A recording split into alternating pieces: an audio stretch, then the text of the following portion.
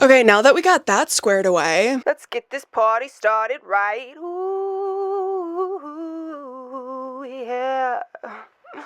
Or however it goes in Madagascar. I don't know. I don't even know the last time that I watched that movie, but it's been calling my name recently. I don't know why. I do think I need to rewatch it. I think that's what it's from, right? That let's get this party started. I think it's the zebra that does that, right? I don't know. Whatever. We're sorry, the number you have dialed is not in service at this time.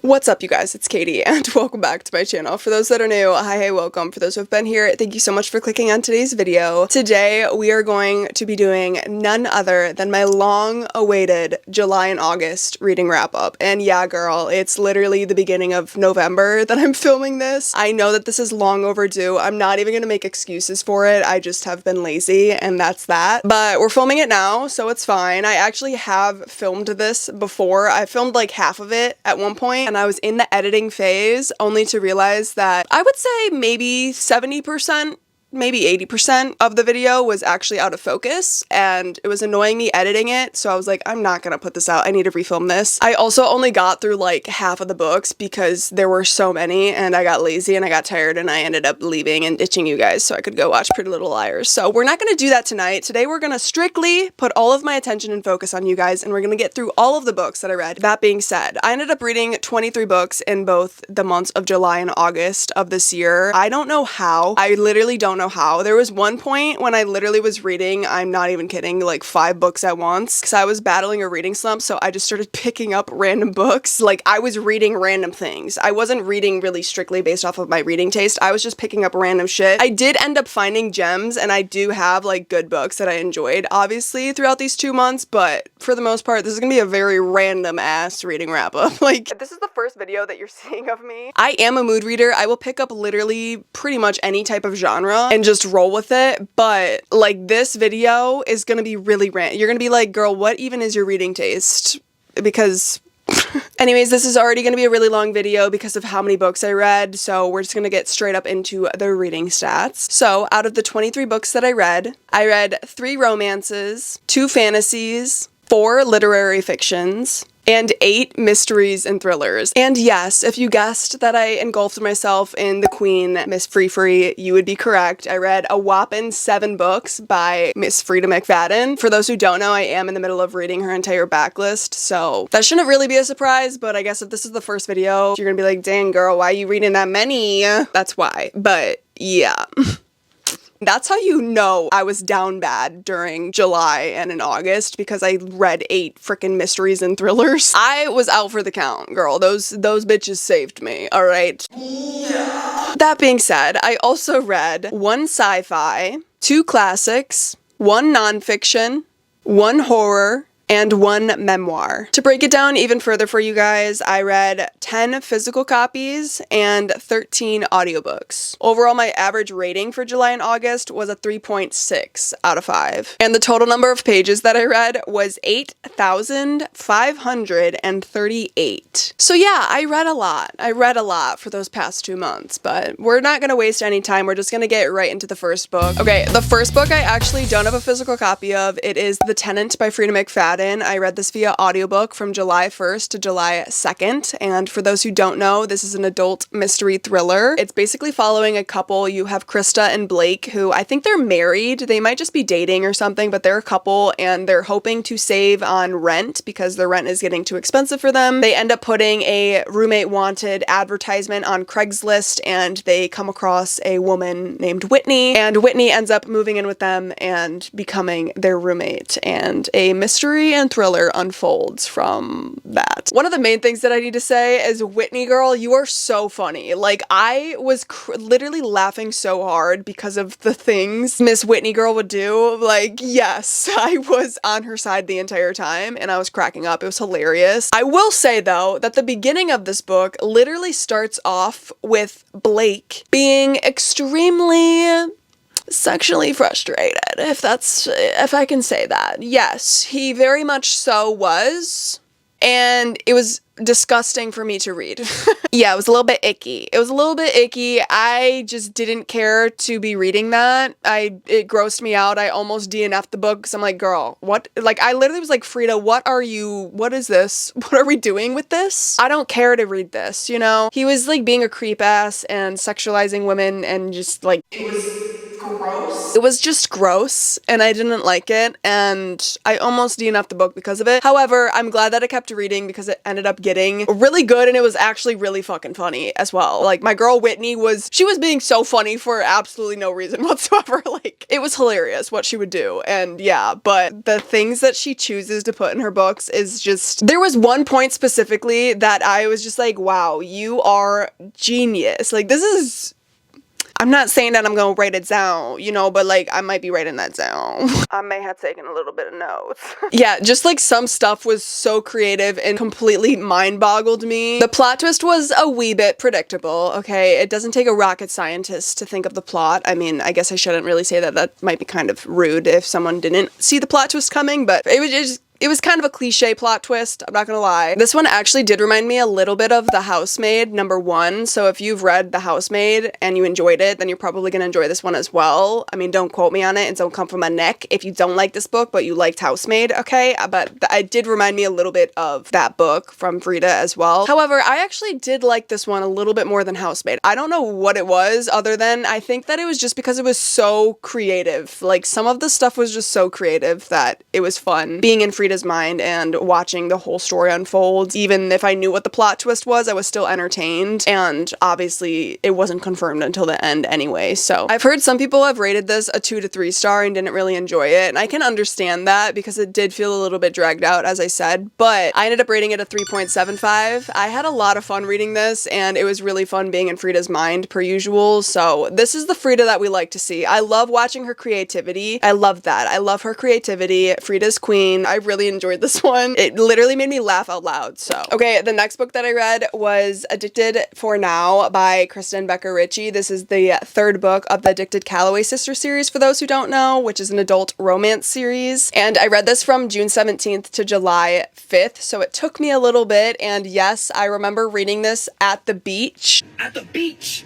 On the 4th of July, the day after the 4th of July, I guess, since I finished it on the 5th, but I remember reading a specific point and I literally said, what the because there was a weird ass part in this book that was so so out of left field. Just know that there's trigger warnings for this book, okay? That being said, for those who don't know what the series is about, you're following our 2 main characters, Lily and Lo, or Lauren. He goes by Lo. They are childhood family friends and best friends who are in college together, and they end up fake dating so their family will leave them alone so they can wallow in their own addictions, okay? Lo is an alcoholic and Lily is a sex addict, so you kind of get to see the differences between both of those addictions, and honestly it was really interesting. I think the reasoning why this whole series intrigues me so much is because it does such a great job. Like, Kristen Becker Ritchie do a great, phenomenal job of talking about the mindset of addiction. You're pretty much watching both of them navigate their different addictions and their mindsets of addictions. I don't want to like tell you much about this book because it is the 3rd book in the series. So the 1st book, just know I did rate that 5 stars. I will say the 1st book still is my favorite book in the entire series, and I am excited to read the Calloway Sister series, which the next book is a part of the Calloway Sister series. It's a dual series for those who are confused. It's the Addicted series and then the Calloway Sister series, but they're both in the same world and there's a different reading order. So the next book in the dual series is a Calloway Sister series book. So I'm excited for that one because I'm kind of getting a little bit annoyed of Lily and Lo, I'm not gonna lie, just because, especially in this one, like the 1st book was so good. There were no notes for that for me. And then the 2nd book was fine. It felt like something was kind of missing, but this one just felt so dragged out. There's kind of a mystery that's going on in this one. And the resolution or the reveal that you get at the end is underwhelming, to say the least. Like, I understand it, but it was so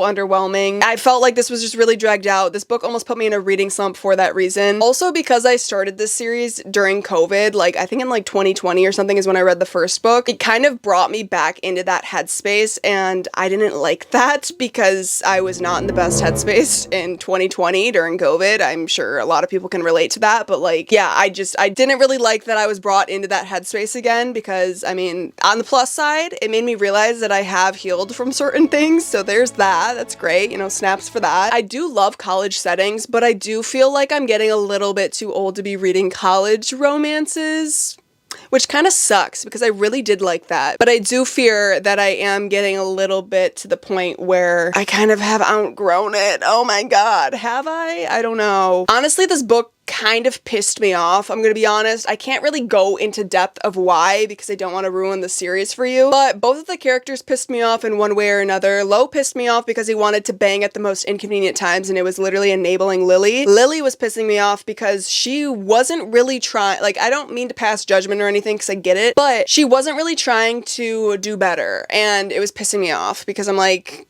come on, come on, come on. Like, it just felt like she was going through the motions of doing better versus actually wanting to do better. And there's this strict difference between those two things. So yeah, it was really annoying me because I'm like, you don't even care. Like, you don't even care. Why don't you want to get better? But yeah, overall, I rated this a 3.5 star. This is not a book that you can binge. You have to like be in the mindset of wanting to read a slow burn book if you want to get through this, because I honestly don't know if this is what catapulted me into a reading slump, if I'm gonna be honest. I don't know. But yeah, out of the 3 books that I've read so far in the series, this is my least favorite, so clock that and do with that what you will, but yeah, whatever. Moving on. And then next up, we have Tomorrow and Tomorrow and Tomorrow by Gabrielle Zevin, and I actually don't have the physical copy of this one either. I read this via audiobook, so I'll put it up on the screen for you. This is an adult literary fiction, for those who don't know, and I read this from July 3rd to July 7th. This is a book about Sadie and Sam. Both of them are video game creators who end up collaborating with each other and honestly experiencing life together. I think going into this blindly is probably your best bet because this honestly touches on such great things. Like, there are great takeaways from this book and I can totally understand why people are rating this 5 stars and why it's hyped up on the internet. I don't think I've heard anyone on the internet say that there's trigger warnings in here, but there are, just so you know. Just know that, okay? But yeah, if this isn't already a banned book, I can totally understand how it would be a banned book. That being said, you know that I stand for banned books, so it honestly kind of reminded me of a mixture between A Little Life and Ready Player One. So if you liked either of those books, then I would definitely check this one out. Just again, know that there are trigger warnings, obviously. Obviously, if I said that it was similar to A Little Life, then you know that there's probably trigger warnings in here. Again, I don't stand A Little Life. I don't recommend reading A Little Life. I think if you want to get similar takeaways, but a better takeaway than A Little Life, then you should read this book instead because it touches really great on the good and the bad sides to relationships and how to navigate relationships throughout your lifetime and how your life choices can alter the path that you're taken on in this life. So it felt like there wasn't going to be a light at the end of the tunnel and it just felt like it was going to keep on going and never end. This one, I was literally confused with how to rate it because it went from a 3-star to an immediate 5-star and it was coasting on a 5-star for the longest time. And then I think because it felt so dragged out, it ended up getting docked a star and it wasn't a 5-star anymore. So overall, I ended up rating it a 4-star. There were just some points that felt really random and I was kind of confused how we got to specific points in this book, but nonetheless, you get great takeaways. I would recommend this and I do want to reread it physically so I can get the full effect of the entire book. Even though I love audiobooks and I can retain the information from an audiobook, you are more embraced in the book when you're reading it physically, obviously, because you're actually physically reading it versus someone else reading it. Not shading audiobooks at all because I love audiobooks, but I think that reading it physically might make it more of a 5-star for me. Maybe not.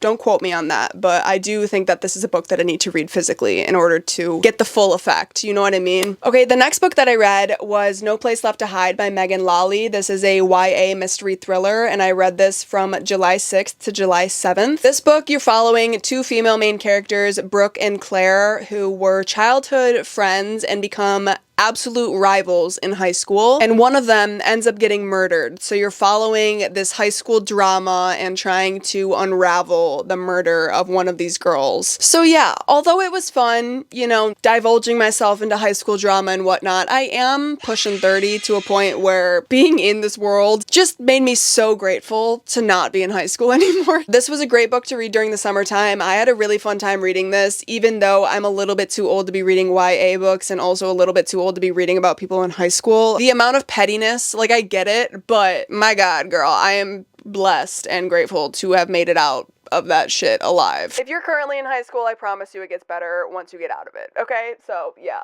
There was a lot of mind-boggling twists in here, and there was a point when my adrenaline was literally pumping so hard. Like, this was actually just a lot of fun to read, and a really quick, easy YA mystery thriller that will help you get out of a reading slump. It takes place at a lake house for the most part. I will say that the way that females were portrayed in this kind of annoyed me a little bit. They literally were written as if they were like demonic, mean, insecure, jealous, petty girls, which like I get in high school, shit can be petty and stupid, but like, I don't know, reading it as an adult perspective, I'm like, oh my god, why are we writing the females like that? You know what I mean? Anyways, whatever, I ended up rating this a 4.25, and I would definitely recommend this, so there you go. Okay, next up, I don't have the physical copy, but it is Ready Player One by Ernest Cline. I read this from July 8th to July 12th, so it took me like 4 days. But for those who don't know, this is actually a YA science fiction book, and it's also a banned book, but this comes after Ready Player One, which was very popular. It's a very popular banned dystopian science fiction book that was actually written, I think, in like 2011, and then this one came out in 2020. For those who don't know what the first book is about, it's about our main character, Wade, as he's navigating this virtual reality video game, trying to find this hidden Easter egg that the creator put into this video game for someone to find, and whoever ends up finding it ends up literally winning this man's entire inheritance. This isn't a spoiler, you find this out within the first couple of minutes, but Wade ends up winning the game, and he's telling you from a futuristic standpoint of how he ended up winning the video game. So yeah, that's the first book. This book, the second book, is pretty much a copy and paste, a direct replica of the first book. Like, there is not much that's different. It's pretty much the exact same thing, except you have Wade, who's the owner of the video game, and the ending is a little bit different. But overall, it's pretty much the exact same book. You don't have to read this. This is definitely a money grab. Sorry, I really did like the first book, and I ended up rating this one 4 stars, so I did enjoy this one as well, but if you feel like you have to read this, you don't. It's pretty much the exact same thing. There's not much for me to say about this other than that it's a banned book. There are trigger warnings, at least for the first book. I think there's trigger warnings for this one as well, but more so for the first book. So just know that before you go into it, but yeah, I would recommend it. Do you need to read it though if you've already read the first book? Not really, unless if you want to, then knock yourself out and go do it, but yeah, that's just my opinion. I think other people have said that as well, so I don't think I'm the only one who's saying that, but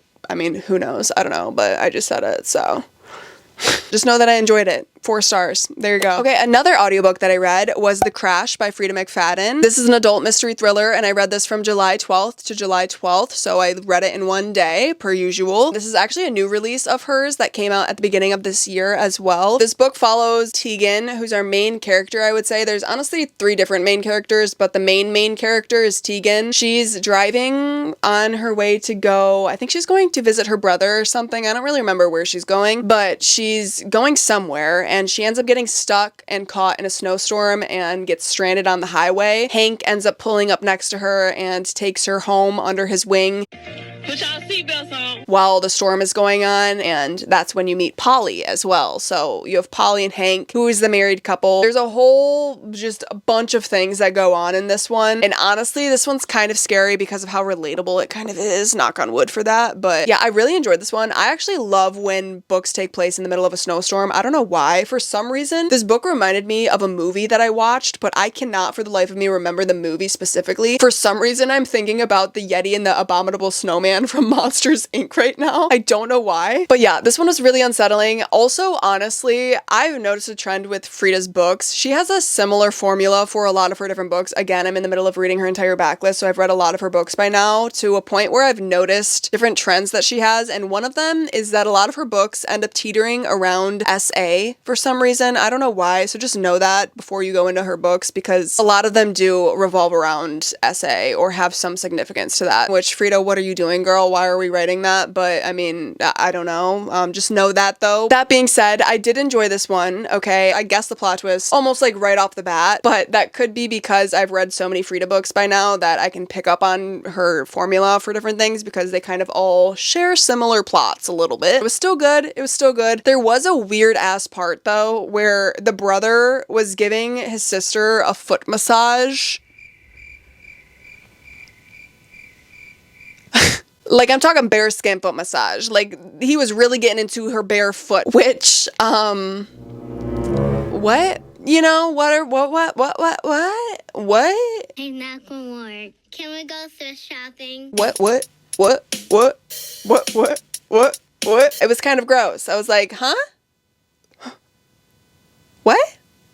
I ended up rating it a 4-star. I did like it and I would recommend it. I definitely think that you should read this during the wintertime just because it takes place in the middle of a snowstorm. I was going to wait until the wintertime, but I couldn't hold off because I was so excited to read it because I love snowstorm books. But definitely recommend picking it up in the wintertime if you're going to read it. So there you are. And then next up we have another Frida McFadden book. This is Do Not Disturb by Frida McFadden. Again, I read this via audiobook as well. This is an adult mystery thriller and I read this from July 14th to July 15th. This one follows Quinn, Frida always has like at least 3 different main characters in her books, for those who don't know, but the main character is Quinn. She is running away from a toxic and abusive relationship, so trigger warnings there, and she ends up coming across a hotel. She ends up meeting Nick, who's the owner of the hotel, and then Rosalie is Nick's wife. And while Quinn's at the hotel, she ends up meeting different people, the different staff at the hotel, and also the different tenants of the hotel as well. I've heard great things about this one, so I think that I had a lot of expectation going into it. I also read it in the summer and I should have waited to read it until either the fall time or the winter time. I think it takes place in the fall time, like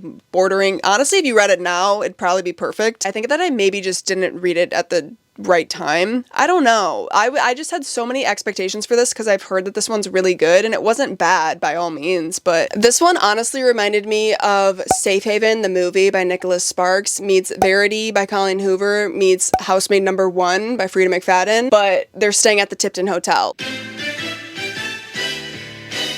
Welcome to the Tipton, where everything is sweet. Try joining us for dinner. May we offer you a seat? Oh yeah, it was still really good, it was entertaining, but it did kind of feel like something that had already been done before, to a point where I already saw the plot twist coming. Again, it could be because I literally have read a lot of Frida by now that I know that, but how many times have I said so far today that I've seen the plot twist coming? But yeah, I did. I don't know what else to say about it other than that it was good because I don't want to spoil anything for you guys and I don't want to give anything away. Just know that she does have better books, but this one was fine. This one was still good, it was still entertaining. Overall, I rated it a 4-star, so I would recommend it. Is it one of her best books? I wouldn't say so. I like a few of her other books better, but it definitely is a fine read. I don't know. But yeah, that's all that I'm really gonna say about it, so read it if you wish. Okay, and then the next book that I read was, again, another audiobook. I promised you there's gonna be some physical books coming up, but I ended up reading Dracula by Bram Stoker. It's an adult classic, and I read this from July 20th to July 23rd. I feel like people know who Count Dracula is, but honestly, I don't know if other people know what the story is actually about. There's more to it than him just being a vampire, okay? The story actually follows our main character, Jonathan, who is a new solicitor or lawyer in the area, and he ends up getting invited to Count Dracula's castle or manor to work on a business deal with him. The whole book is you pretty much following the diary entries of Jonathan while he's staying at Count Dracula's castle. This was actually the first time that I've ever read this book before. Even though I knew who Count Dracula was, I never knew the actual story, so if you don't know that either, then there you go. My take on this book is that I'm a little bit confused as to how this is a classic. Other than that it was written in the 1800s, I'm confused.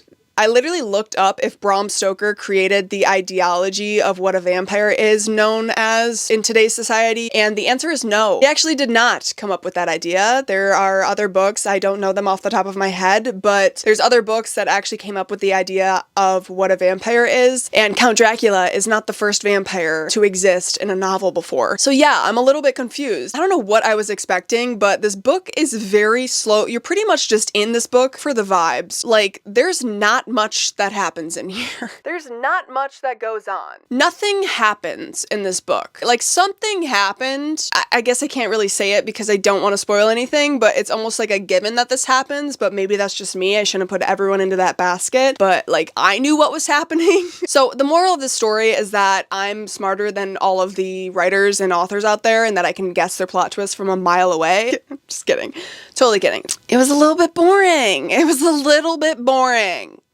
Sorry, but it was. Obviously, this is a classic, and you gotta put some respect on that, and I know that this is probably someone's favorite book of all time out there, but to me, like, I don't know. This one just, I was expecting more, didn't really hit in the way that I wanted it to. Cut that. Y'all know that I love vampires. Okay, shout out to my baby boy Damon, alright? But it was a 3.5 star for me. It was kind of a wash. Obviously, it's a classic, so I'm just happy to be able to check that off of my list now to say that I've read it before. I like the vibes, I like the setting. The Gothic Victorian era is my ish, okay? But just not really one of my favorite classics, honestly. I don't know, this one just kind of fell flat a little bit. The next book that I read was a physical copy. It is Atomic Habits by James Clear. This is a adult nonfiction book, and I read this from July 8th to August 1st, so it literally took me like a month to get through. Obviously, this is a nonfiction book, so there's not really any characters in here. This is basically just a book about getting better habits and improving yourself. Listen. Okay. I'm gonna come in hot and swinging with this one. For those who saw my reading wrap-up of 2024, you would know that I actually DNF'd this book last year. I think that I DNF'd this book twice now, and this was the third time that I'd picked it up. And I finally finished it, God bless, but at the time, I thought that the reasoning behind me DNFing it was because I wasn't in the mindset to continue with nonfiction books, but it turns out that it was actually just because the book wasn't that good, okay? What I'm about to say is like so blunt. This is a typical nonfiction book that gets so much hype on the internet that everyone swears by and says that it's super good, but in reality, it's just very cliche and very surface level and very basic knowledge that you already know these things for you should probably already know these things that are in this book, but he's just writing it out. Like, I don't even know how to describe it other than the fact that like, woo! Okay. Damn. James Clear was really pissed off at me because I was shit talking his book. Before I absolutely roast this book, I just want you guys to know that I did go through a nonfiction phase, so I am biased and I do have, I would say, not the authority, I don't know what the right word is, but like, I've read enough nonfiction books to know what's good and what's bad.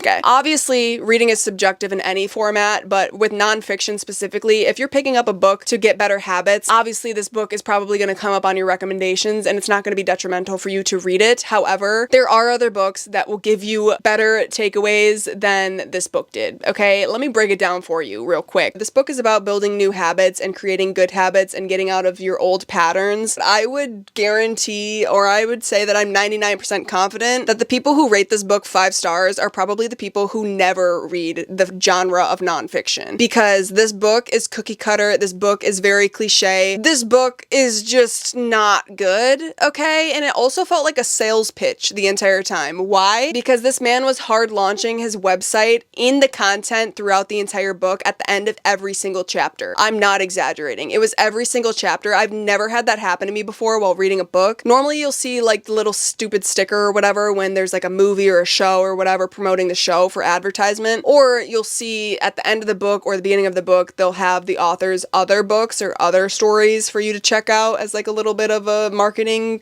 thing. However, this book was straight up in the content. Hey, go check out my website. Hey, go do this. If you want to learn more, go check out my website. Go do this, download that. No. No, I don't want to stop telling me to do that. I'm not going to do that. Stop telling me to do that. Quit it. We've had enough. We already get so many ads from our daily lives. We don't need to add it into the middle of a book either. Like, let's chill out with that shit. It was every single chapter. It was annoying. It also reminded me a lot of How to Win Friends and Influence People. For those who don't know, that's another popular, very popular nonfiction or business book. And the reason why it reminded me of that book is because there were such random like examples in here. There were so many, but one that comes to mind is that I could be wrong, but for some reason I'm thinking that this was in this book. There was a story about being on a farm and then having coins or finding coins in your couch or something like that. And then like, I don't know how to explain it, but if you've read nonfiction before or you've read How to Win Friends and Influence People, then you would know what I'm talking about, where there's just random ass analogies or random ass stories where the author, James Clear, is like, this totally happened. Like, this totally happened. Like, did it happen though? Did it actually happen though? Or are you just pulling it out of your ass and pretending that it happened to try and make your point relevant? Like, obviously I tabbed things, so it's not detrimental for you to read this at all, but if you want to change your habits and you're sick of being who you are, don't read this book. Read Can't Hurt Me by David Goggins. That's a memoir about an individual's life who turned his life around. To me, a memoir is a little bit stronger than a businessman trying to give you a pitch for his marketing scheme. Okay, so yeah, do you need to read this? No. Would it be detrimental for you to to read this? No. But would I recommend it? No. Overall, I rated it 3 stars. So take that with what you will. The next book that I ended up reading was A Court of Silver Flames by Miss Sarah J. Maas. This is an adult romantasy, for those who don't know. Also the 4th/5th book of ACOTAR, A Court of Wings and Ruin. Nope. Okay, clearly I can't move on from A Court of Wings and Ruin. A Court of Roses and Thorns? A Court of Roses. Wait, was that correct? A Court of Roses and Thorns? A Court of Roses and Thorns. What the fuck is the first book called? A Court of Thorns and Roses, bitch. What the f? Sorry about that. No. This is the 4th/5th book, and I read this from July 8th to August 1st, I think? Yes, August 1st. I feel like I can't really go into depth about this book because I don't want to spoil anything for you for the first book. However, this one, for those who have never read this series before, this actually has a different point of view than the other books for the most part. I guess you kind of get more point of views with Court of Frost and Starlight, but this one, you're following 2 different characters that you kind of are introduced to throughout the series. Not kind of, you're introduced to throughout the series. I like this one because it was a different point of view, and I think that that's an unpopular opinion. I honestly don't think a lot of people like this one because there is a lot of spice in here. Like, it is smut city, babe. That's not an exaggeration at all. You would think that I hated this book for that reason, but I actually didn't because I actually like the 2 main characters in here. That also might be an unpopular opinion, but yeah, I loved this one. I still, my baby is A Court of Wings and Ruin.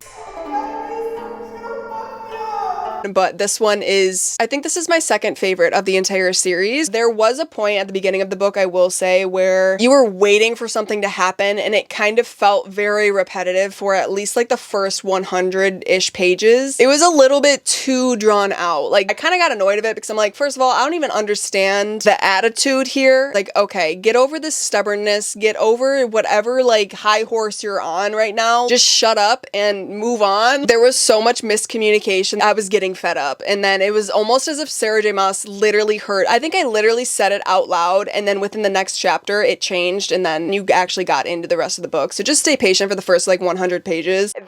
Oh my god, I want to dive into this one more, but I'm not going to in this video just because I don't want to do spoilers or anything. I guess I didn't really explain what the first book is about for those who haven't read it, but the first book is pretty much about, you have Fae, and then you have the humans, and you also have queens or royalty, and just the whole ass world. Like, it's hard to explain, but pretty much you have a human who is brought into the fairy world, and fairy world.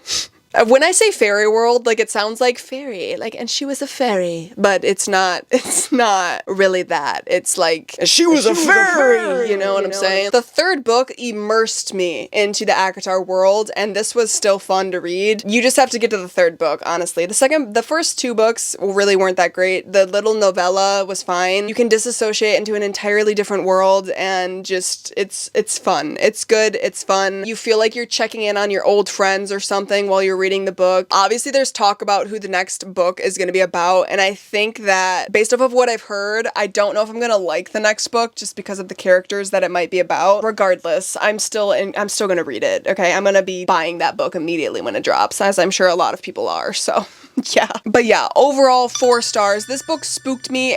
Okay, wait, I will say that there was one point in here actually before I close out with my final thoughts. This book kind of reminded me a little bit of The Goblet of Fire, Harry Potter number 4, but there was one point when I thought that it was going to be very similar to Harry Potter, and it ended up taking a different, unique turn to it, so that's all that I'm really going to say about it. I want to talk about this one so bad, but I can't because I don't want to spoil shit, so just know that there is going to be a full-blown ACOTAR full spoiler review, so I can actually talk about the series with you guys who have read it before, or for people who just want the deets and haven't read it before, but I just had to get through the series, and I wanted to get this up first before I talked about anything, so yeah, moving on. Oh my god, there's so many books, bro. There's so many. We're just gonna speed around through some of these because I don't even really care about these ones, honestly. Oh wait, no, what the? Yes, I do.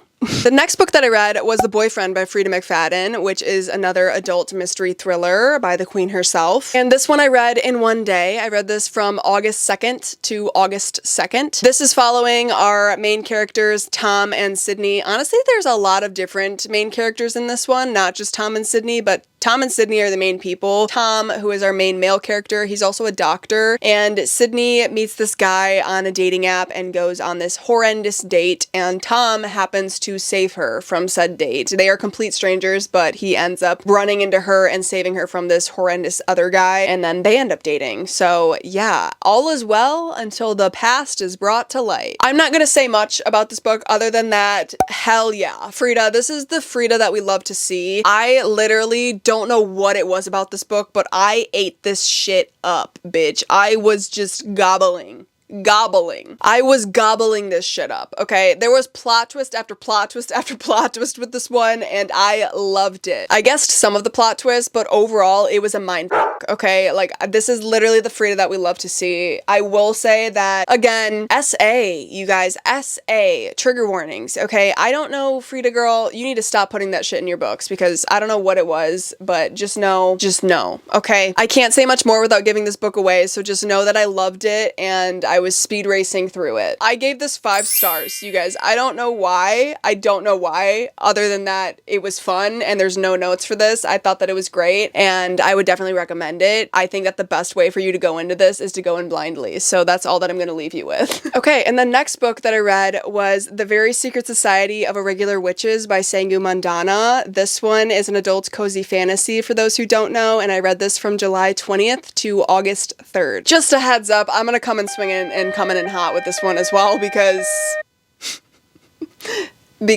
okay? So just know that if you liked this book, my opinion is going to be very opposite of you. Why? Because, well, let's see. For those who have never read this book, this follows our female main character, Micah, as she gets a new job to help pretty much nanny / teach these 3 young children how to contain their magical witchy powers. And so she's like this live-in nanny / teacher for these 3 children at this house, and while she's at this house, she ends up meeting this grumpy librarian who is Jamie, and Jamie's our male main character in this novel. Also, for context, Micah is a social media influencer, so she like makes like TikToks about her witchiness and witchy powers and stuff. Yeah, okay, yeah, this is a Grumpy Sunshine romance, and that's okay. We like Grumpy Sunshine, you know? We love found family, we love magical realism. However, I was totally anticipating this book to be very similar to The House in the Cerulean Sea, and I think that that was my first mistake, because it's not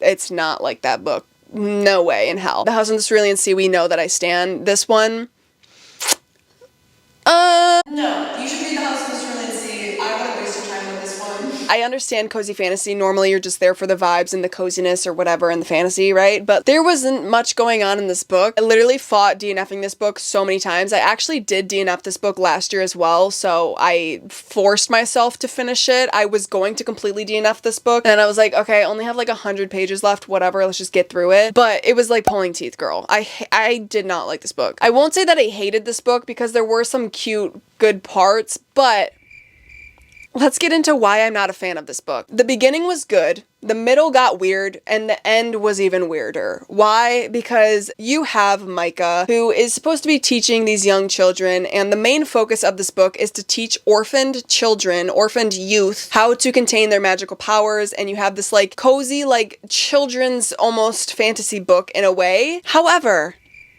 Miss Sangu Mandana decides to put in some smut. She tries to incorporate some smut into a book that's basically about children. She incorporates smut. Like spice scene. Like, it's not just like, oh, they kissed. Oh, they made out. No, they're having sex. They are doing the hanky-panky. First of all, they don't just speak about the hanky-panky in front of these children. They go and do the hanky-panky while there's children potentially walking into the room. I don't know what weird shit that is, but not for me, girl. It felt weird to be like reading a spicy book when the main takeaway is like teaching and helping orphaned children. Something about that don't sit right with me. I don't know. I think that might just be me though, because for some reason this book gets so much hype on the internet, but something about that, y'all, it's a little bit weird. a little bit weird. I don't know why people love this book. I just don't. I think that the spice scenes completely ruined the book for me. And then also, it ended up just randomly dropping F-bombs. Like, you're having the hanky-panky, you're doing the hanky-panky and you're turning yourself around. That's what it's all about. You do the hanky-panky, you do the hanky-panky. No. No. You literally have the hanky-panky and you also have F-bombs flying in a book that's supposed to be about teaching children. What's going on? Those are weird things to mix. I think overall I gave it a 3-star on Goodreads. However, I would rate this like a 2.75, maybe even like a 2-star for all of those reasons previously mentioned. Like, just a weird mixture of plot lines. Just weird. They shouldn't be mixed. They shouldn't be mixed. That's all. Okay, the next book that I read, I also might subtly roast a little bit. It is Just for the Summer by Abby Jimenez. This is an adult romance. I read this from July 5th to August 7th. So yeah, we're gonna get into this one. You know, I was highly anticipating reading this because so many people rate this book a 5-star, and I understand why people are rating this 5-star. However, for those who don't know, this book is following our main characters, Emma and Justin. Emma is a nurse. I think she's a nurse. No, I think she's a registered nurse. And then Justin... Does Justin have a job?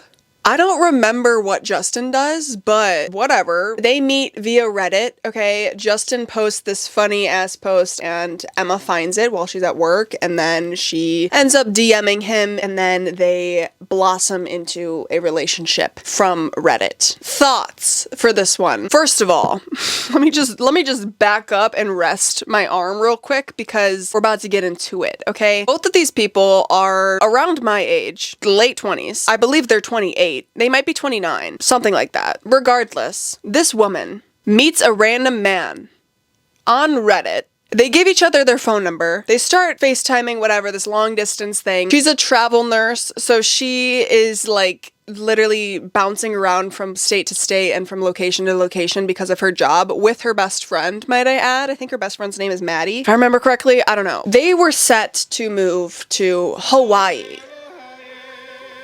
They were gonna go to Hawaii for their next assignment. Emma decides, hey, no, I think I'm gonna try it with this guy.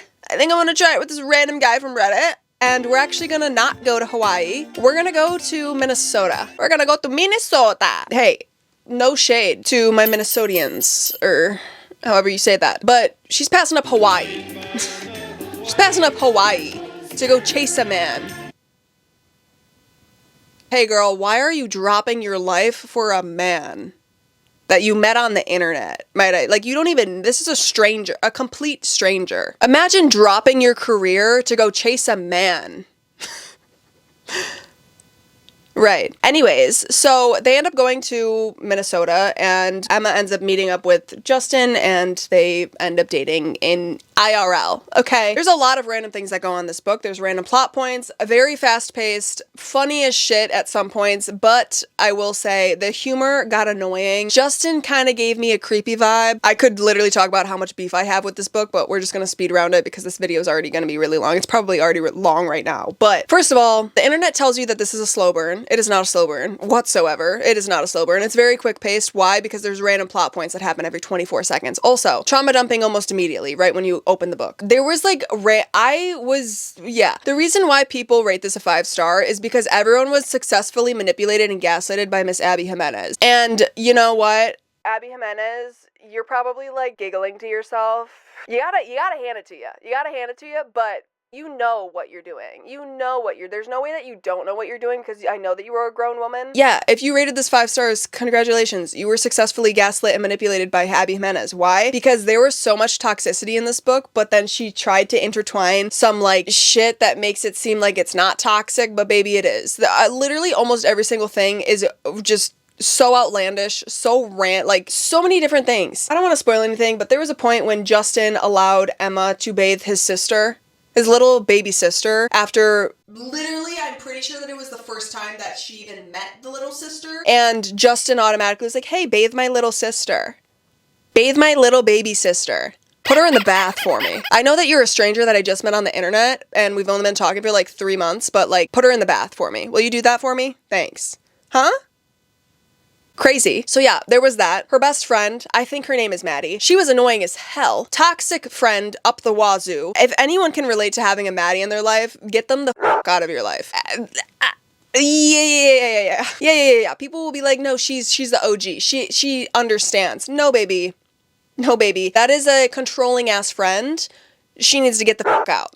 Okay. I don't care what the reasoning is. I don't care if she's trying to protect. Get the fuck out. Get the fuck out. She was annoying as hell. I'm glad that Emma ended up finding balls to stand up to her, but oh my god. I literally could not. I wanted to strangle Maddie multiple times. Very much a popcorn read with outlandish humor, and it got really like, it got to a point where it was just cringy and annoying, and Abby Jimenez successfully gaslit and manipulated people, and there was a point when I was like speed racing through it, and I'm like, wait, why am I eating this up? Knowing damn well that what she was doing. And then I was like, oh my god, this woman is manipulating me right now reading this book. Like, another thing that I would like to touch on is that someone in this book was quite literally on their deathbed and then miraculously fine.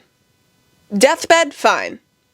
Deathbed fine. They're literally like KO'd, like literally out, code blue. This bitch is like dead. Next chapter, they're fine. Another character ended up resulted into also being on their deathbed, and then they were fine. And instead of calling the ambulance, they called their friend, who's a doctor, who's an ER doctor. An ER doctor who's miraculously at home, not working as an ER doctor. They're not working. They're not working. They're at home. They're at home. And oh, they have medical supplies on hand. And they are willing to just shove a needle in someone's arm. Off the clock. Right. So yeah, let's revoke that doctor's license. Also, let me just paint the scene for you. A 29-year-old woman says to a grown-ass man that she met on the internet 3 months ago that she thinks that she likes him. To say, I think I like you, I think I like you. Bitch, you're almost fucking 30. I think I like you. I think I like you. Can I tell you something? I think I like you. I think I like you, said a 29-year-old woman to a grown-ass man that she met on the internet, a random-ass grown-ass man that she met on the internet 3 months prior. What do you mean? Hey, can I tell you something real quick? I think I like you. Girl, go touch grass. What the fuck are you talking about? What is happening? Like, come on. The entire time that I was reading this, I was thinking about the trend that's on the, I don't know if it's still on the internet, or there was like a subtle trend where people were saying you need to decenturize men. Perfect example. You're dropping your life for a random man on the internet. You were going to Hawaii. Why won't he fly to Hawaii? Oh, because he has family. He has this, he has these obligations, he has to do that. Well then, tough shit. Why the fuck are you dropping your life? That's not your man. That's not your man. If you have to drop your life for another individual, that's not your person. It's not your person. Let's not do that. That's how you decenturize men, okay? You're telling me that this woman was going to go to Hawaii and then this man was like, hey, no, come to Minnesota. And she's like, okay, yeah, fuck Hawaii. Fuck Hawaii. Fuck my career. Let's go to Minnesota. I want to go to Minnesota. Chasing a man across the country.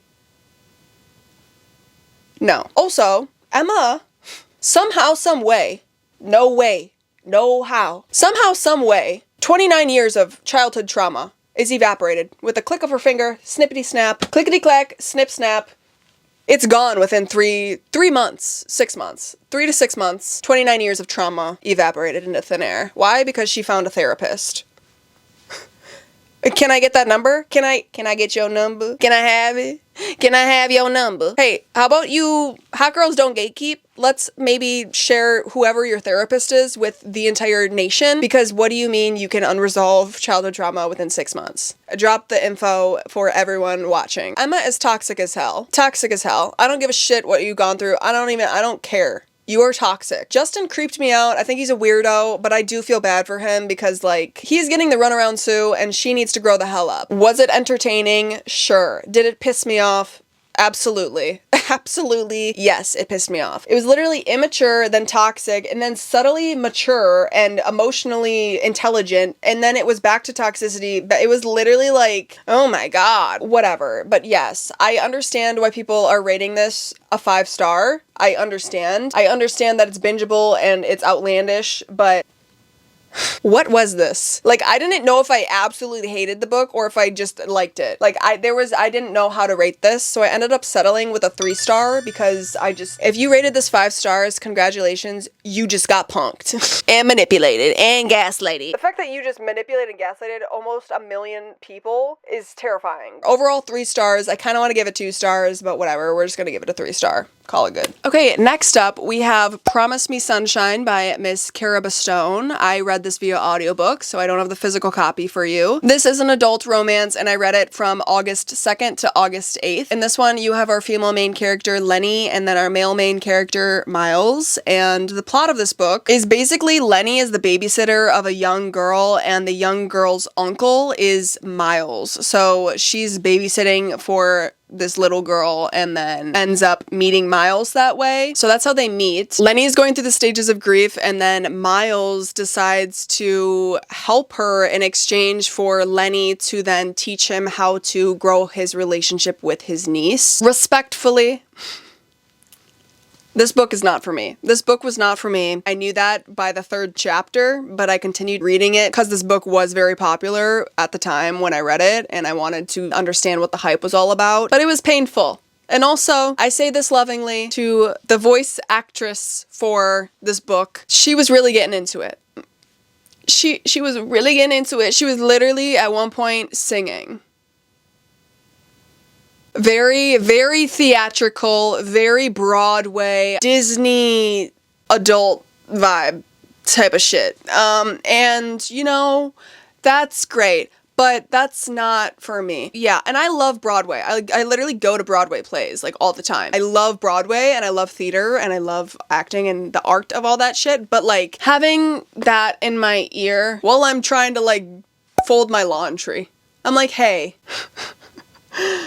I'm just trying to read a damn book. Like, I'm just trying to read a damn book, girl. You don't need to be doing that. You were doing way too much for that shit. I genuinely forced myself to finish this book just so I could roast it. So if you're sensitive and you really enjoyed this book, it would be in your best interest to skip this portion of the video and go to the next book because, we'll wait. We'll wait for you to go. Okay, you guys gone? Cool. Lenny girl. Lenny girl, why are you imagining a full-ass future with people you just see, that you breeze by on the street? What? This woman will literally see a man on the street and start thinking about children and marriage and what type of dog and home they're gonna live in, and like, she doesn't even have to speak to this man. She'll just see these people on the street and be like, oh my god, I could see myself in this house with this guy, with these kids and their names, and it's like, whoa. Come on, girl. Let's reground yourself real quick. Decentralized men. That's the theme of some of these reviews, now that I'm thinking about it. But yes, decentralized. Let's just take a moment. Deep breaths. Close your eyes. You know, let's just take a moment to decentralize that. Let's whoop, grab that energy that you just shoved at that random stranger. Let's pull it back and put it into yourself. You don't need to be doing that. This book is just very quirky and it's very cringy. I'm so sorry, but I'm also not sorry. I love quirky, weird books. You guys know this, but like, this is like cringy quirky. It reminded me a lot of Funny Story by Emily Henry, when Emily Henry was trying really hard to be funny and quirky to a point where it was taking away from the plot of the book and it was just getting annoying. That's how I felt when I was reading Promise Me Sunshine as well. Also, why does Miles just keep showing up miraculously at the same spots that Lenny's at? It's like, oh, she's doing something on her own. Just kidding. JK. Miles is there. Miles, what are you doing here? Oh my god. I totally didn't expect it. I totally didn't expect it. Like, I totally didn't expect it. That type of shit. And I say that now realizing that it might sound like something that sounds a bit normal to us females, but like, it's not the thing that you guys are thinking of. Miles is stalking her. Like, that's what's going on. It's basically Passion Project by London Sperry meets Uptown Girls, the movie, but a ripoff of both of them combined. I hate to even compare it to them because I liked both of them, and Uptown Girls was literally like my shit growing up, and I love that movie so much. It's one of my comfort movies, and ironically, Passion Project actually came out like a couple of months after this book did, I think, but it's a ripoff. It's a ripoff of both of them. I also will say that there's a bucket list that is to be completed within this book, and I used to love the bucket bucket list trope, but book talk, y'all be ruining that trope, okay? Because now almost every single romance book is now a bucket list trope, and it's just, I started to really get annoyed of any time a bucket list trope is in there, because I'm like, you guys are overdoing it. You guys are overdoing it, you're ruining it. So, screw you. Thank you for ruining one of the best tropes, because now it's pretty much copy and paste in every single romance book, and I'm over it. There's also so much trauma dumping that goes on in this book within the first 100 pages. I can't stand when books do that, because I'm like, hey, that's a setup for you to then make that as an excuse for why you're acting the way that you are. You don't even get to experience the stages of grief. You're just told that she's experiencing the stages of grief. How do I even explain this? Cara Stone would literally be like, oh, she's drinking too much, or she's sleeping too much, or she's not showering. She'll tell you that instead of showing you and having you experience that as the reader, as if you're the main character. It's like, hey, I kind of want to feel that. That's the whole point of the book, isn't it? She's going through the stages of grief. Let's dive into that more. Let's have the reader experience stages of grief with this individual instead of just using cringy cliche ass things and being like, hey, this is what's happening. Get into it, you know what I'm saying? Get into that shit, right? That's the whole point of the book. She's experiencing grief, so let's experience grief, sister. What? Isn't that the point? Why are you just breezing over the stages of grief? I will acknowledge that I don't like babysitting. If that surprises any of you. I don't like babysitting for the most part. Not for the most part. I don't like babysitting. So that's 95% of the book. So I kind of did it to myself, because that's literally pretty much the entire plot is babysitting. The people who like this book, I feel are the people who expect other people to fluff their pillows when they're hurt. I don't need you to fluff my pillows. It'd be nice, but I don't need it. You know what I'm saying? Overall, 2 stars. I did not like this book. This is a classic TikTok book that gets hyped up on the internet, and it's just not my vibe. So, moving on.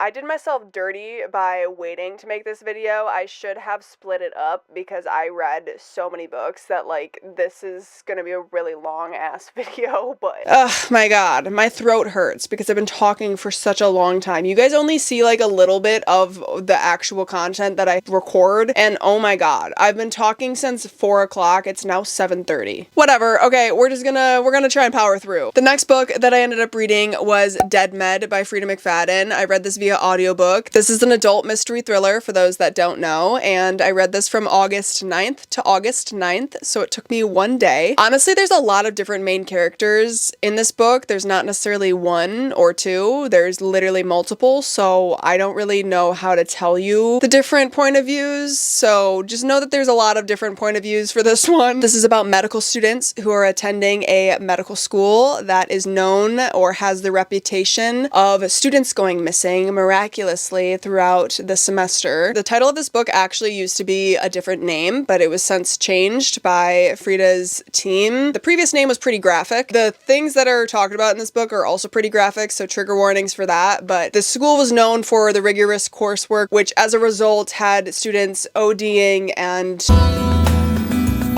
Yeah, Frida girl, you're kind of hitting the nail on the head there. There was a little bit of truth here. Yeah, y'all, for those who are new here, I do work in the medical field, and I have heard horror stories from providers. And I do think that Frida maybe was writing this book as a reflection of how students feel in medical school, because yeah, unfortunately I think that she was kind of speaking some facts here. Even though it's obviously a mystery thriller and it's fiction, there's a little bit of truth there. I was genuinely thinking about Frida sitting in medical school and contemplating her career path and sitting down and writing this whole story out just because she was trying to figure out a different career for herself. Ironically, because now I don't even think that she's a practicing physician. I think that she now is a full-time writer, but she was, for those who don't know, Frida McFadden was a doctor, or who knows? She might still be a doctor, but I think that she since has discontinued her work as a doctor, and now she's working full-time as a writer. Don't quote me on that. I could be completely wrong. She might still be part-time, but I don't know. It honestly kind of reminded me a little bit of a grown-up version of One of Us is Lying by Karen McManus, the one YA mystery thriller book that was popular. I have it somewhere on here, but it's about students in detention or something. But Dead Med reminded me of One of Us is Lying, mostly because of the students going missing and being in the classroom setting. So if you liked that book, then you might like this book. But yeah, just know that there's trigger warnings for this. Just know that. Overall, I rated this 4 stars, so I did enjoy it. I would recommend it, but just know that there's trigger warnings. I don't think that this book is gonna be for everyone though. Like, it's really dark. It's pretty dark. So yeah, just know that. That being said, speaking of dark books, bro, the next book that I read was Penance by Eliza Clark. This is an adult horror slash lit fic slash true crime slash mystery thriller, like, kind of like it's literally like a bundle of different things, but it's mostly literary fiction and true crime, I would say, and horror. I read this from July 29th to August 12th. This was actually my book club's July pick, but I was a little bit late to getting to it, clearly, because I started it on the 29th of July and then I ended up finishing it mid-August. But this book is really good. Like, this book is really good. It's really scary in a way and very dark and graphic and horrific and genuinely made me want to throw up a couple of times, but this book is really freaking good. Like, this is really good. Just, yeah, this is really good. The main characters in here, you have a few, but first up, we have Alec, who is the main male character. He's a journalist who's following this case that went on in a small coastal town regarding high schoolers. So yeah, double scary, okay? That being said, you have a couple of other main characters as well, clearly, the people who are involved in this crime. You have Joan, who is our victim, and then you have 3 other girls who are the killers of Joan. You have Angelica, Violet, and Dolly. You're basically watching these 3 high schoolers brutally murder this other high schooler who went to school with them, and you're exploring the background of everyone involved and trying to uncover the why through Alex's case files. Thoughts for this book? Trigger warnings up the wazoo. Trigger warnings for sure. For sure. This book is so good, and although it's so good, it is also a very niche pick, and I do not think that this book will be for everyone, but I do think that if you like horror, if you like true crime, if you like journalism, you will really like this book. If you were a teen during the Tumblr times, the Tumblr times. If you were a part of like being a teen during the Tumblr era, then you would understand some of the references in here. I think that it honestly opened my mind to journalism and the process of journalism, which was very interesting to me. The format of this is very unique. It's written very strangely and it takes a second to get used to, but you're basically, as I said, uncovering case files that Alec finds to try and figure out the case with Alec, as he's also interviewing people that were involved in this case. Like, he's going through different information that he can find, and then you're trying to figure out what's relevant and what's irrelevant, and just it's such a cool take on journalism, honestly. It's also a great representation of the rise of true crime fandom. I feel like true crime just like skyrocketed, especially during COVID. That being said, it's very eerie, it's very unsettling. It made me literally, there was one point when I felt like I wanted to actually throw up from disgust and just horror that like, it was gut-wrenching. And for that reason, the fact that it literally made me feel that, like, that just shows that this is a very good book. Yeah. It was very compelling. I think that this is a masterpiece, and I really want to read a lot of Eliza Clark's other work because this was just phenomenal. The only thing that I will say is that there was like a really weird Viking history lesson that you got in here, which felt very irrelevant. But as I said, I think that the reasoning behind including that was, one, to add to like the eeriness or like the like savagery of this book, and to work with Alec to try and figure out what's relevant and what's irrelevant when you're going through different case files and stuff. But I also understand it, and it definitely added to like barbaric acts and like the literal savagery of what goes on in here. If you wanna be a Viking, if that's who you like, and if you wanna be a Viking, say yeah, if it's who you like, and if you wanna be a Viking, if that's who you like, and say yeah. Everybody say yeah.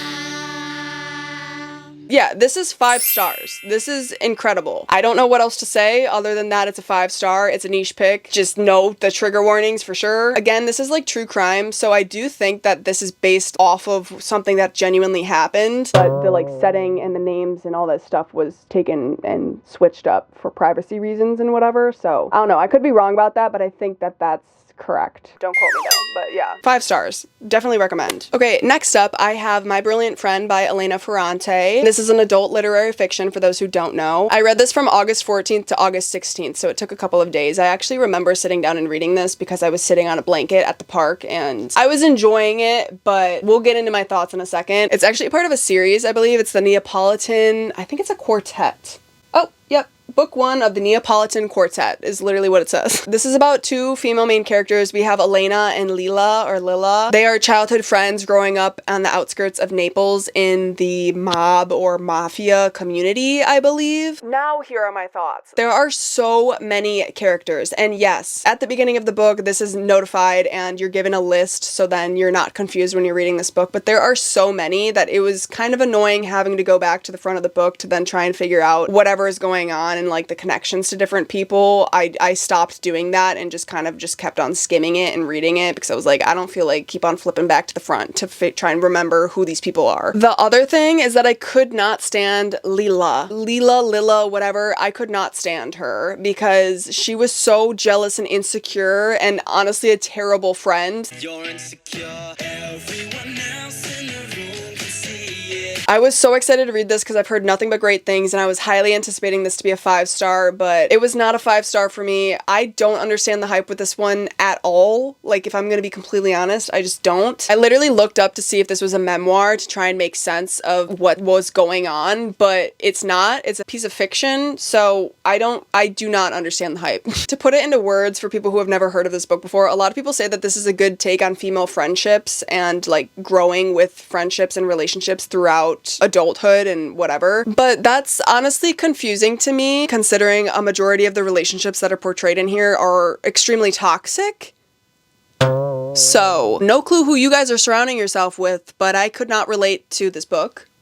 Also, there wasn't really a conclusion with this. You were kind of thrown into like this flashback to childhood, and then there was no resolution and no conclusion to how the book started. So I don't know. Maybe that's why it's a quartet and you're supposed to keep reading to find out, but like I don't have interest to do that. Sorry if people like this book. I don't get the hype. I ended up rating this a 3-star. It was a wash. I was really sad about it because I did think that this was going to be a 5-star, but yeah, I just don't understand the hype. It's not for me. I don't know.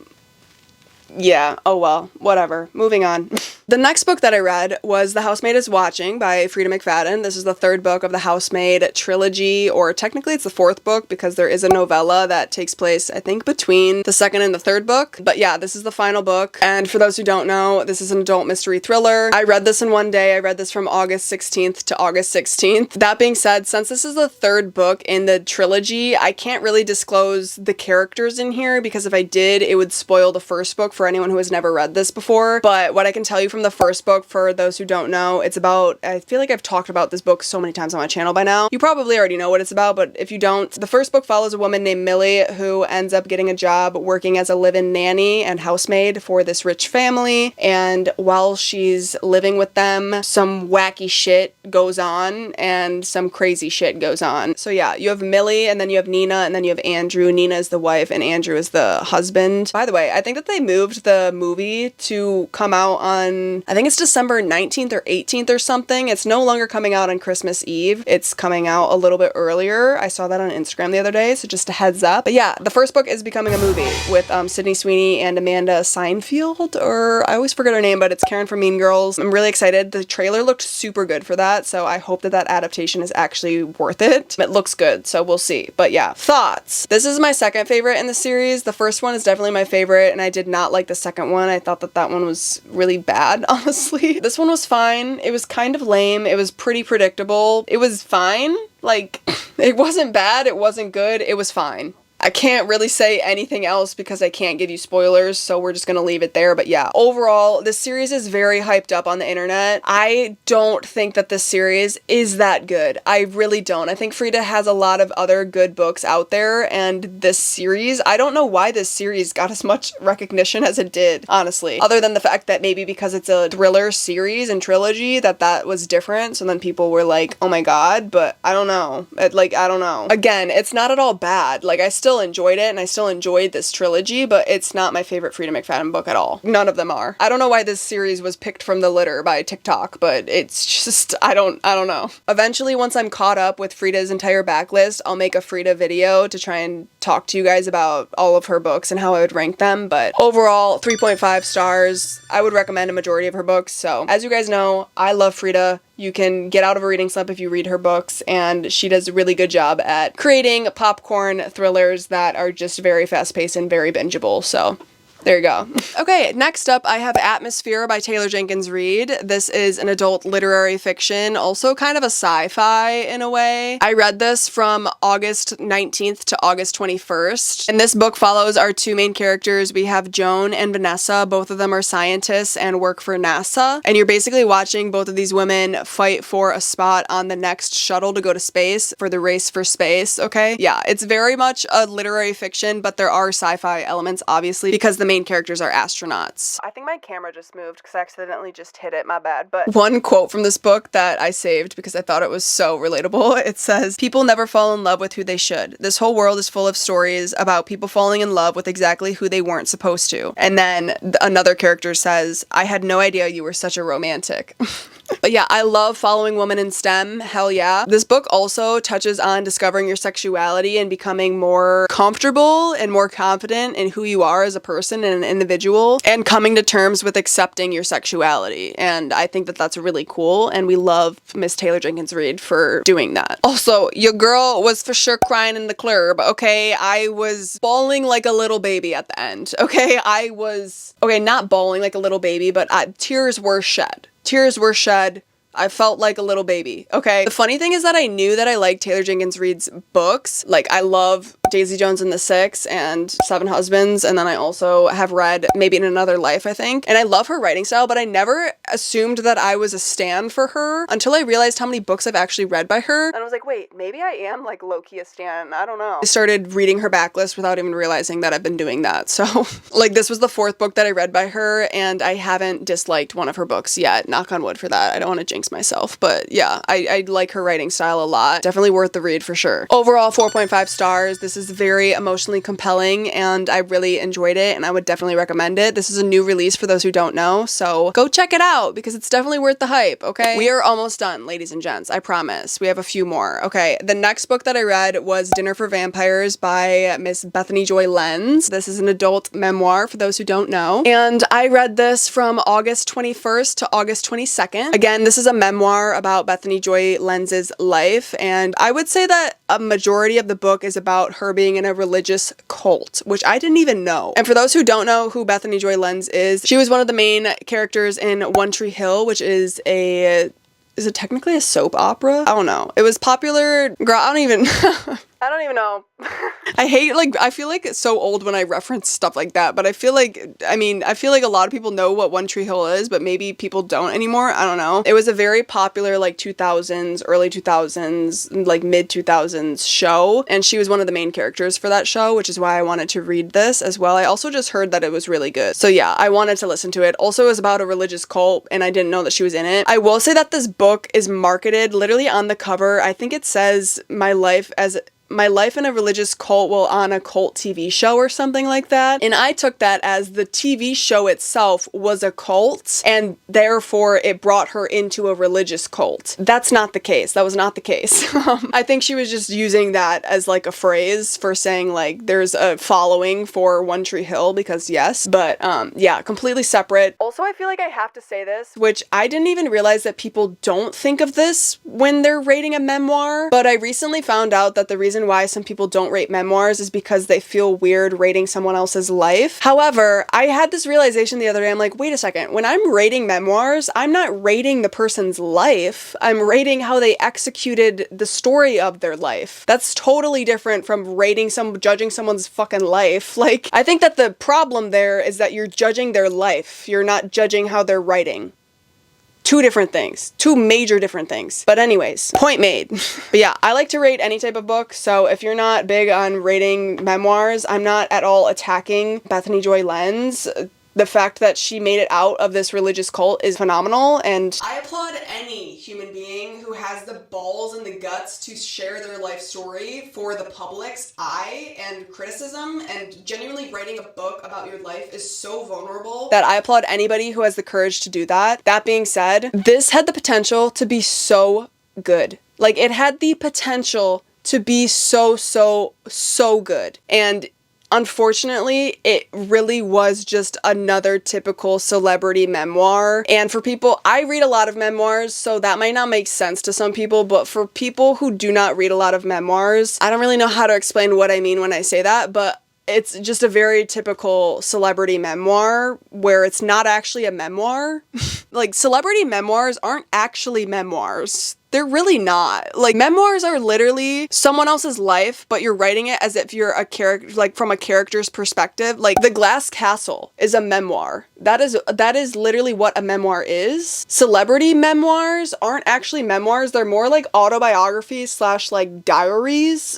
I feel like they're just a completely different genre. Anyways, that being said, I've watched One Tree Hill, so I was really excited to read this. Obviously, this is a niche pick too. Like, for people who don't know who she is, you might not even, I don't know. But this had the potential to be so good, and I just think that she kind of glazed over a lot of things within the book rather than going into it and like exploring those topics more. I ended up rating this a 3.5 star. I was honestly debating on having it be a 4-star for me. However, again, I just feel like she glazed over certain points rather than having us genuinely feel like being in her position, if that makes any sense. Like, there were some points where she went into that into depth and you did feel like you were there, and those parts were really good, but there were also parts that she just briefly mentioned that just kind of felt random and out of left field that didn't really add to the story. Obviously, it's her life story, so whatever, but like, I don't know, she just kind of mentioned some brief topics and then didn't explain more on those topics, so it just kind of was like, all right.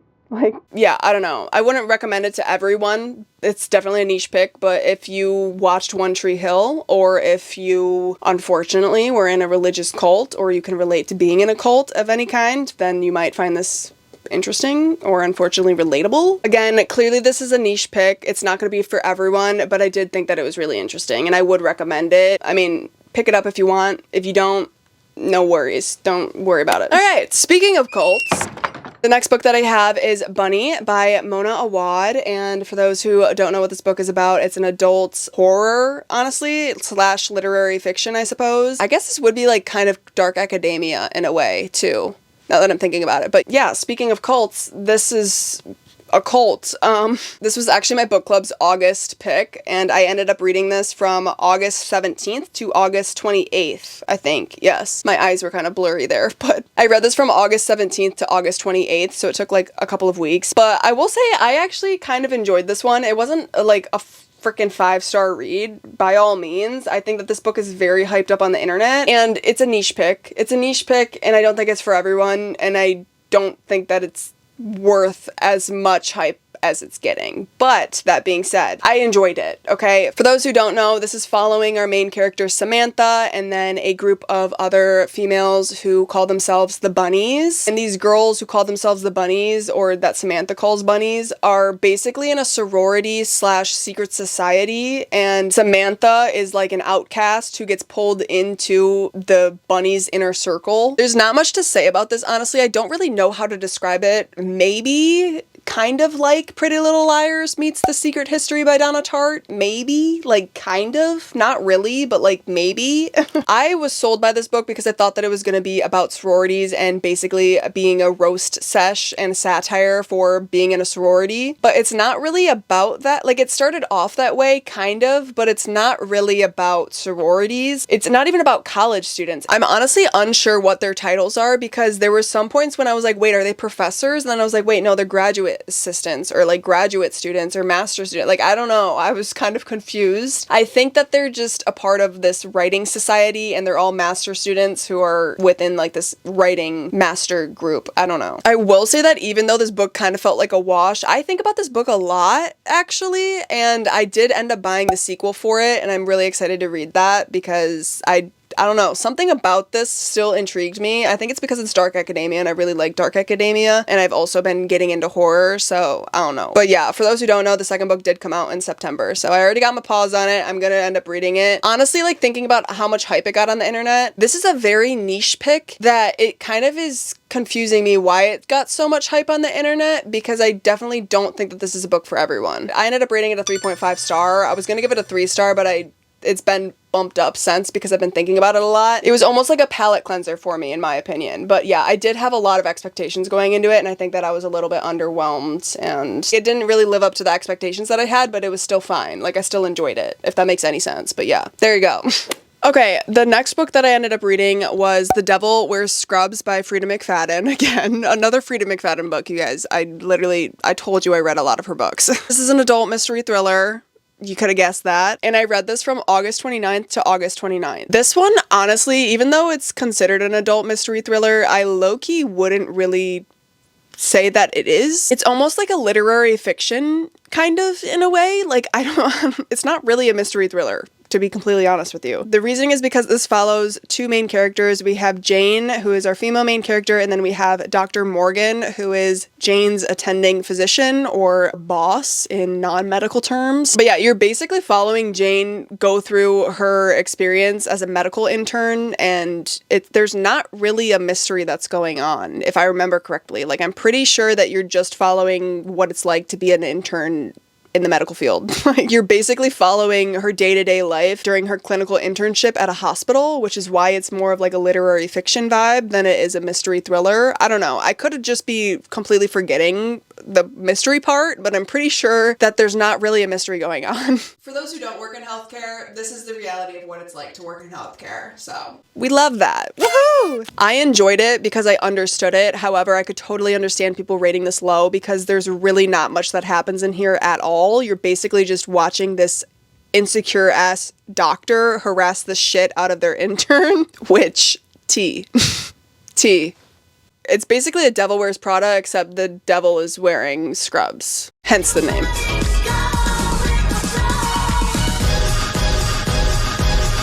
Overall 3 stars. It wasn't bad, but it also wasn't good, and I wouldn't really recommend this.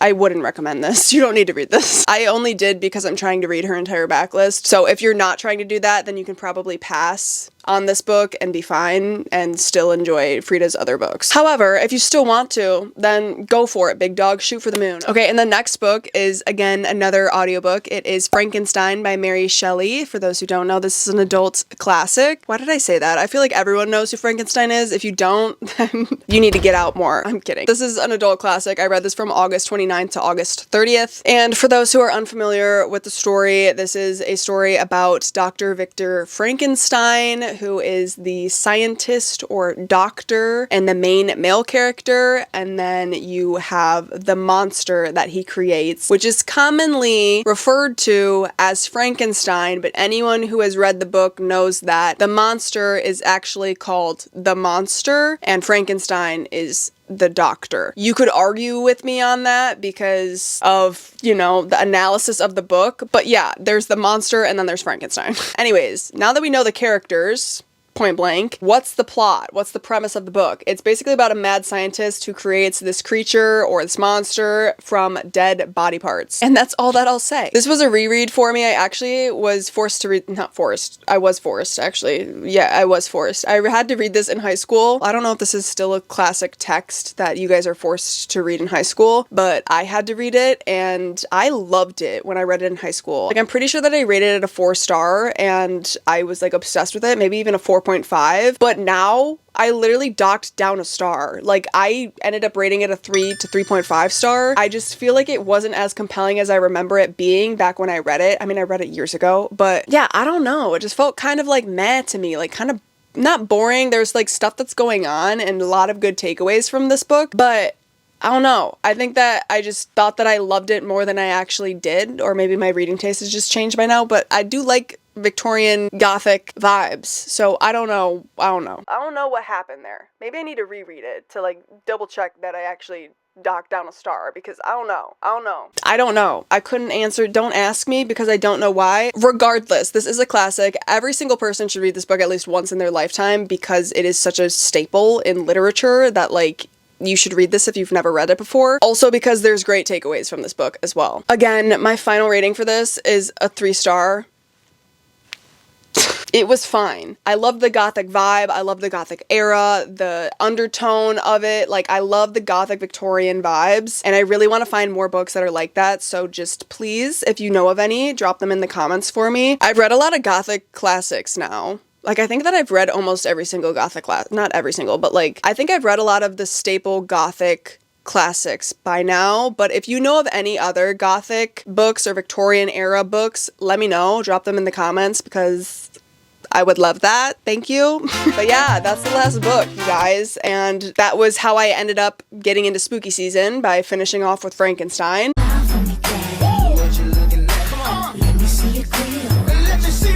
And yeah, now that it's November, I owe you guys my September and October reading wrap up. I apologize that it took me so long to get this up. I'm glad that I finally did, and I finally was able to share my thoughts on all of these books for you. If you read any of these books, then leave it in the comments down below. Let me know your thoughts. I would love to know, and I would love to have a discussion in the chat down below. Just please keep it respectful as usual. But yeah, thank you guys so much for watching. I hope that you guys enjoyed, and I'll catch you guys in the next one. Peace. Au revoir. Mwah. Bye.